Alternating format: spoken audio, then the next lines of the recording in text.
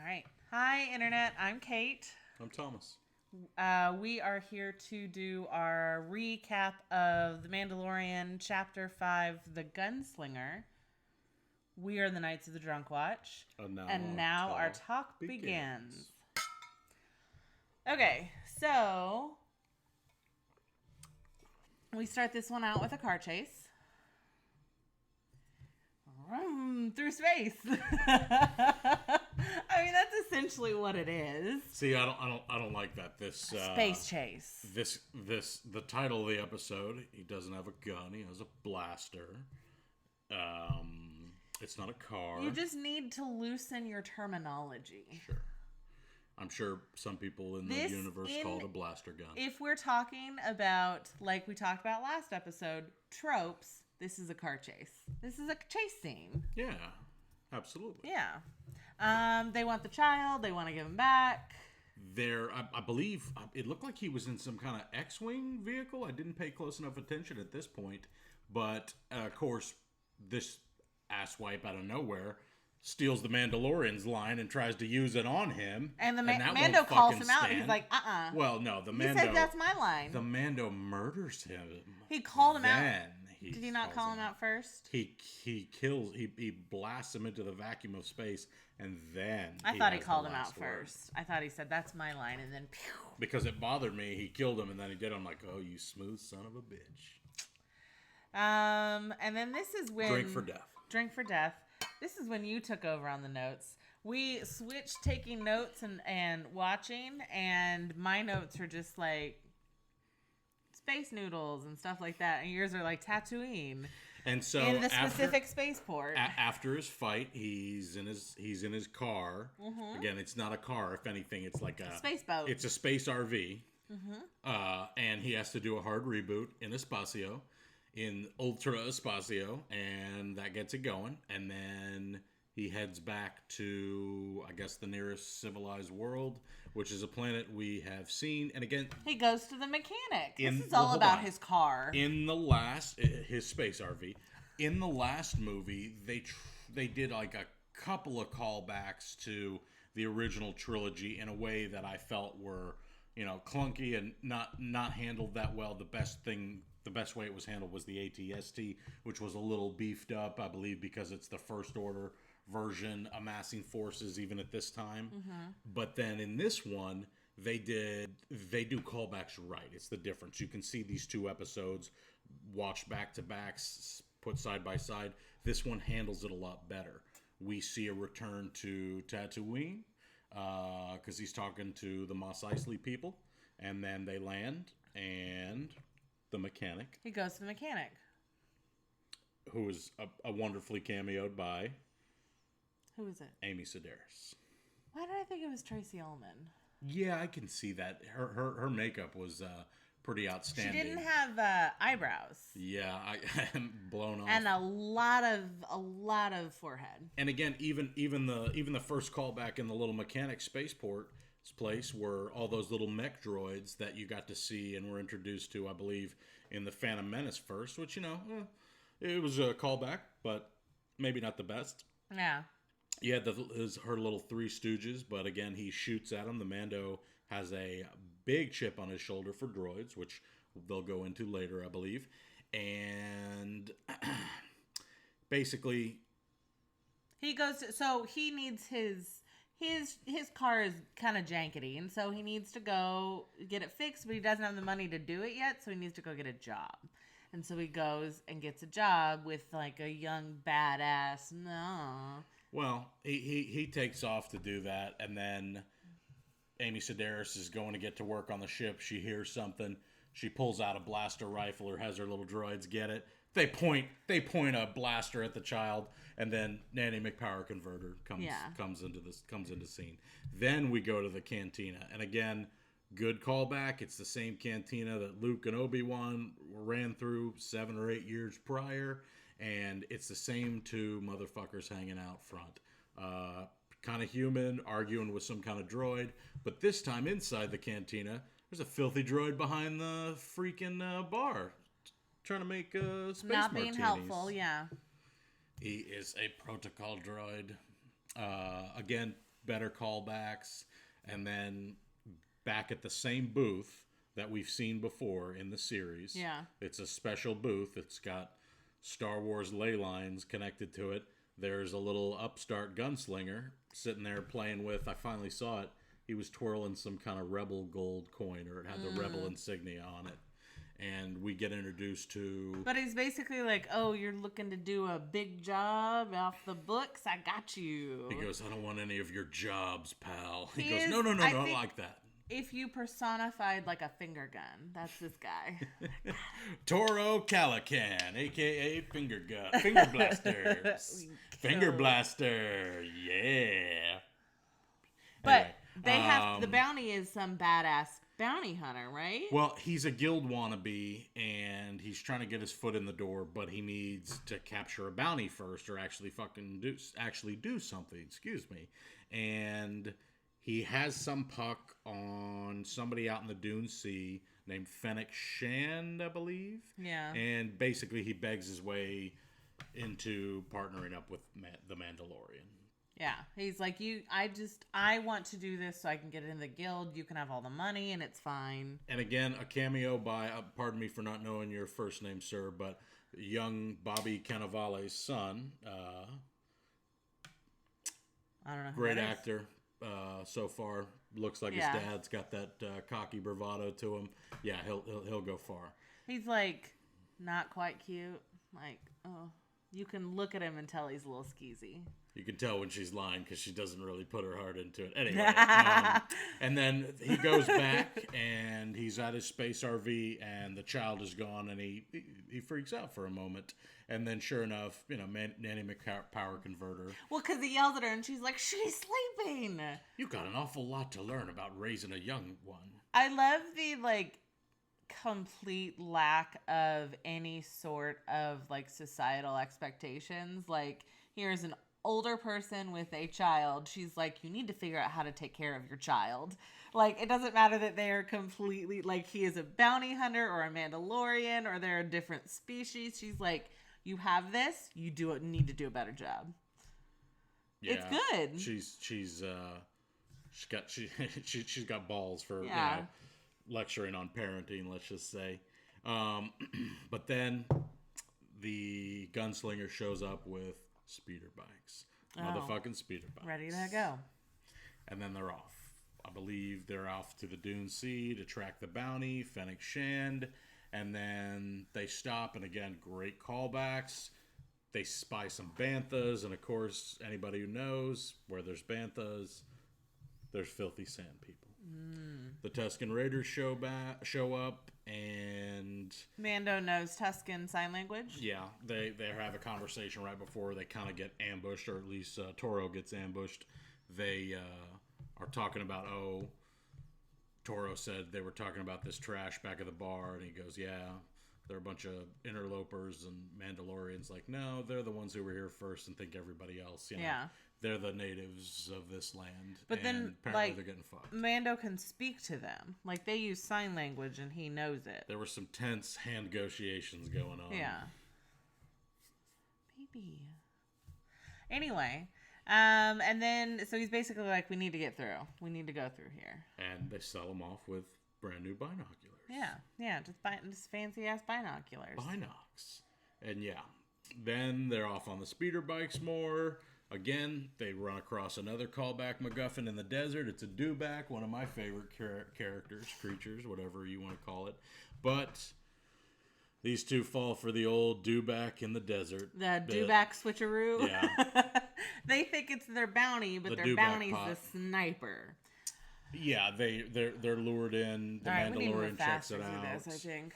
Well, I mean, because we want to get to Ming-Na Wen. She's the best. what is the actress's name? Ming-Na Wen. Ming-Na Wen. Yeah. And she's from, I want to say... She was in S.H.I.E.L.D. She was in ER. I know I've seen her in plenty of things. I just can't place She was her right in, now. Marvel's Agents of S.H.I.E.L.D. Yes, there we go. She just, I like that because she was kind of I was first introduced to her, I'm pretty sure on ER, where she was like a heartless badass. And she just continues to do that, but in more supernatural or futuristic ways. It's awesome. Ancient ways, because this is a long time ago in a Either galaxy way. far, far away. But they're flying places, so. Well, she's a sniper, and she's a sniper badass because she catches the Mandalorian in the chest, but he got hit in the Beskar. He's going to be all right, but they're pinned down by sniper blaster fire, so the Mandalorian's like, I'm going to get some rest, going to take a nap in the desert flashes. in all my hot armor. And We can move faster than this. Yeah. Yeah. They go, because we need to get to, I mean. Why are you talking about moving fast? Just move it forward. Okay. So, then they finally, like, approach her by using a tactic of flashy bits and going fast. That's basically it. And it works most of the time until the end. And so then as I feel like Mando is basically bait as the other guy goes around behind her and has her. They have a little fight, but then they grapple. Yeah, grapple. Arm strain. Mando has the upper hand. They cuff her. Fennec mentions that a Mandalorian was in Navarro. They're referencing the Sin. Was that what that was? I had no idea what Navarro was. Yeah, so like I believe the first pass of this show, I hadn't put that together either. But Navarro was where we see the majority of the kid. Yes. And so when she says, "Were you in Navarro recently?" she means, "Are you that Mandalorian?" Because later she talks about. But she's asking, but she knows. We'd find out later. Well, and she also, because then like, due to reasons, Mando has to go get the dewback, and so they don't have enough speeder bikes for everybody. And so we have the weak little shitty kid alone with the manipulative sniper killer. And she's basically like, you could do better than me. Mando is so important. Like, there was a Mando who did a bad thing, and you don't see them very often. So, he's the one. Well, the Mandalorian's like, hey, go get that dewback, and we'll take care of this. And Toro's like, no, Toro, no go. Toro, stay bounty. Mando, go. And then Fennec decides to kick back, but she starts weaseling in Toro's ear. Hey, I don't think you know who that guy is. You want to get into the Bounty Hunters Guild. That guy just betrayed the Bounty Hunters Guild. He's your ticket in. If you just uncuff me, we can figure some shit out. And he's like, all right. He instead shoots her while she's still restrained. Because he's not quite as dumb as we think he is.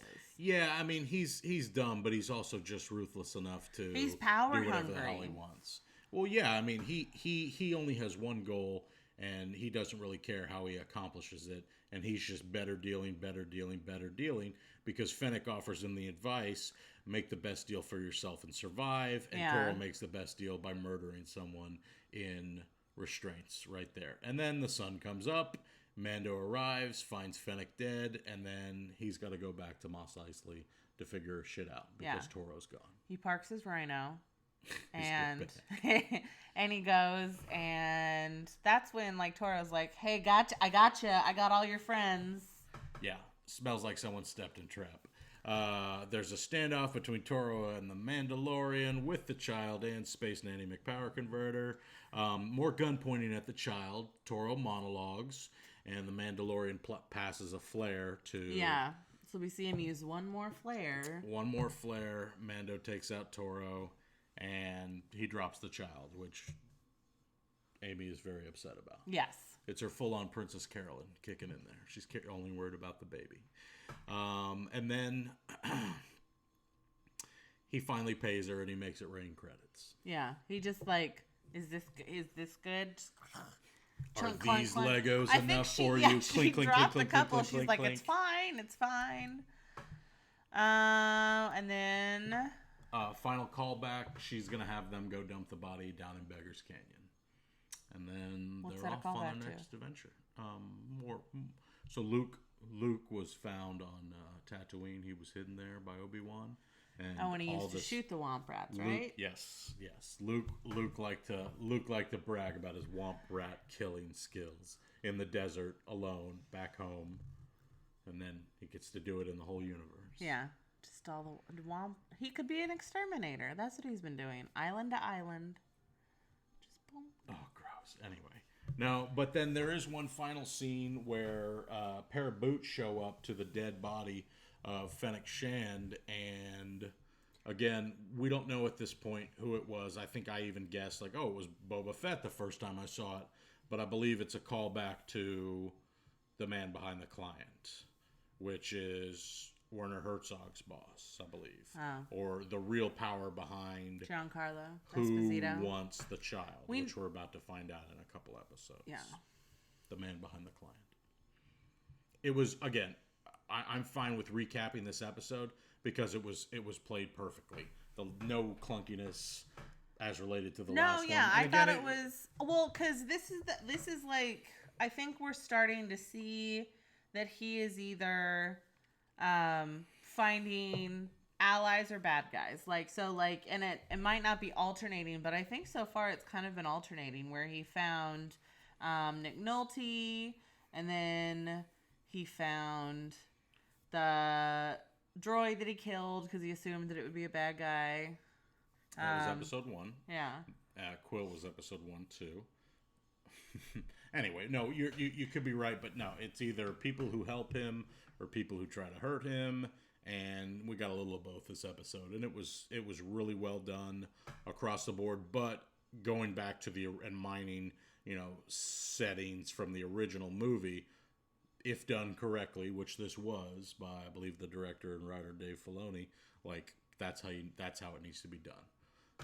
Between this episode, The Gunslinger, and the previous episode, Sanctuary, it's, the difference between the entire Mandalorian series and, the newest trilogy of movie.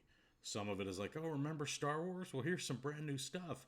Or, hey, remember what made Star Wars great? Here it is, but not too much. It's its own story, but it lives in the same sandbox that we've been playing in and seen and visited before. Yeah. That's the difference, I think. No, I think it's just like new,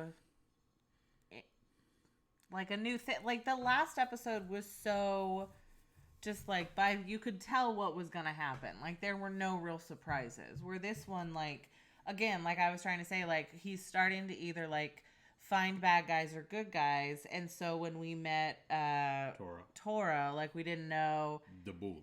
Yeah, do we know if he's gonna be like Jaskier on The Witcher? Like he's gonna be like a little sassy sidekick, or is he gonna be a garbage man? Like, well, I had a point, but I've completely forgotten it. No, nailed it. Done my job. The difference was, and this is a great example. This episode was set on Tatooine, which we've been to. We know. We're familiar with. You don't really have to be read in too much of where that is. Okay, continue. No. But the last episode, Sanctuary, was on a planet that we'd never been to before in the universe, and that's not necessarily a bad thing. It's just, I feel like there's no reason that couldn't have been, Endor, or, somewhere that, we actually knew. There was no reason for it to be its own thing other than for the sake of originality. But that planet, hold on, that planet that Sanctuary occurred on has no real character to it to me other than they have blue shrimp. That's what I remember about that place. And my point is, there's people who try to create Star Wars stories like, oh, I'm going to show you something new, and they don't make it interesting enough to warrant being a new place. For example, in the new trilogy, I'm about to cut all this down. In the new trilogy, we're treated to a desert planet that Rey lives on, Jakku, and we don't know anything about Jakku. If you're familiar with some of the extended stuff or the video games, you do get some background, but there's no reason that needed to be a brand new desert planet, or it could have been like Tatooine's neighbor. They should have explained it was that. Or something like that. Again, you can have new settings, but you really have to. I feel like this episode didn't warrant a brand new planet we'd never seen before, and like, oh, it's just like everything else, but it's on this brand new planet. I'm glad they did put it on Mos Eisley and in Mos Eisley on Tatooine. I feel like they perfectly explained why they needed a new planet because he said, "Oh, here's a tiny planet no one's heard of. Let me hide there. Maybe I can hide the child there." So it makes sense that it's not like we would know of all the planets where like people are looking for, Sure. I mean, that's fine, but that planet's character so really, is admit that's shrimp. A real good point. The blue shrimp planet still isn't enough for it to be, Tatooine was in the Outer Rim. It was a lawless area. But we know about Tatooine. We know about all the other planets. No, I know. So it makes what I'm saying is it was an uncharted system. You're saying you don't know why it needs to be on a planet we're not familiar with, and it's exactly because we're not familiar with it, so it's easier to hide there. It's the planet with blue shrimp and dog face goons. Yeah. Not good enough. Not good enough. Get me a better planet. Stop the planet I want to get off. Okay. I don't want to eat blue shrimp cocktail anymore. No, thank you. All right. Well, anything else in this episode? I want to talk about the boots at the end, but we'll save it. Yeah, no, we talked a little bit, and it's a mystery as of now. Again, great cameo work here with Amy Sedaris, with what's her name? Oh, Ming-Na Wen. Ming-Na Wen and Bobby Cannavale's son, Mr. Cannavale. Yes. All right. We are the Knights of the Drunk Watch. Yes, indeed. And now our talk has ended.